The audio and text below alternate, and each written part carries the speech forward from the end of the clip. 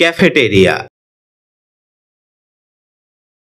শব্দটি বাক্যে নাউন হিসেবে ব্যবহৃত হয়, যার অর্থ হচ্ছে যে রেস্টুরেন্টে আহারার্থীরা নিজেরাই নিজেদের খাদ্য পরিবেশন করে, স্বয়ং পরিবেশন ভোজনালয় ইত্যাদি।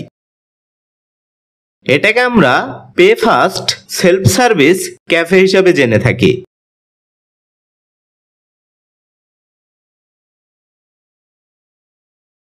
যার ইংরেজি প্রতিশব্দ হচ্ছে এ restaurant in which customers are served themselves and pay before eating.